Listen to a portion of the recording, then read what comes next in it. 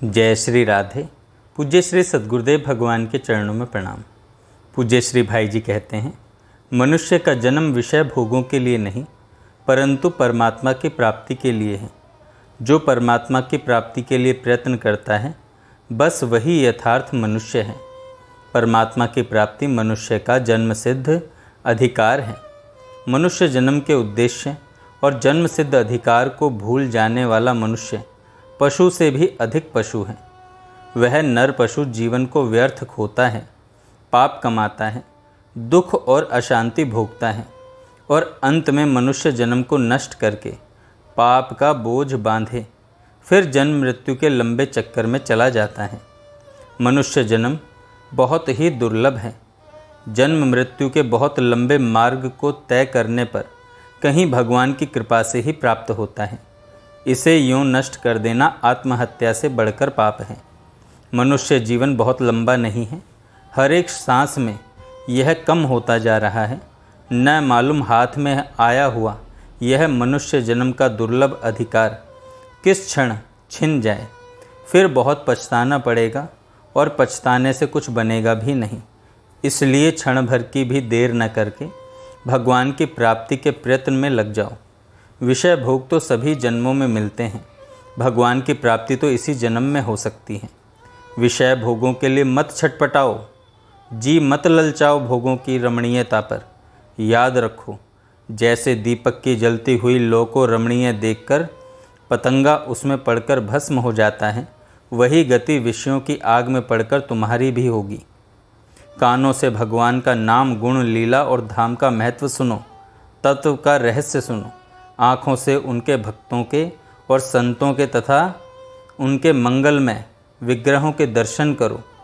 जीभ से उनके प्रसाद का रस लो और उनके पवित्र नाम गुणों का कीर्तन करो। त्वचा से सर्वत्र उनके मधुर स्पर्श का अनुभव करो और नासिका से उनके मधुर अंग गंध को सूंघो। ये विषय कल्याणकारी हैं और इनसे विपरीत जो भगवान के मार्ग से तुम्हें हटाते हैं वे सर्वथा अमंगल करने वाले हैं। उनका त्याग करो। भगवान सब जगह हैं, वे तुम्हारी प्रत्येक इंद्रिय के विषय हो सकते हैं, यह याद रखो।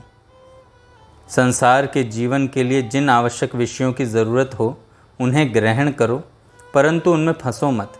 फंस जाओगे तो तुम्हें शहद में लिपटी हुई मक्खी की भांति तड़पकर मरना पड़ेगा।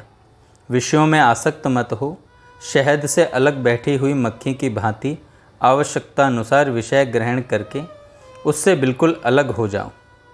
सुबह से लेकर रात तक और रात से सुबह तक यूँ आठों पहर भगवान का स्मरण करते हुए तुम भगवान की ही पूजा करो।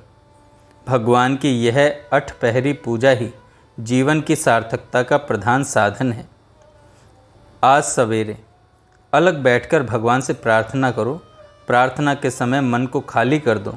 सब विषयों से मन हटाकर उसमें सिर्फ एक भगवान को बैठा लो और विनम्रता तथा विनय के साथ सच्चे मन से कहो, प्रभु अब तुम यहाँ से हटना नहीं।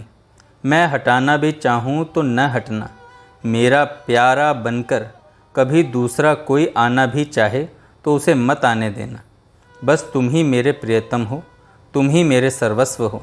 मैं कभी नशे में तुम्हें न पहचानूं, तुम्हारा अनादर करके तुम्हारे स्थान पर दूसरे को बैठाना चाहूँ तो मेरे प्रभु उस समय तुम अपने स्थान को न छोड़ना। मेरी नशे की बकवाद पर ध्यान न देना। देखना मेरे कल्याण की ओर और अपनी दीन वत्सलता की ओर और मेरे साथ अपने सबसे निकटतम आत्मीयता की ओर, मेरी मूर्खता की ओर नहीं।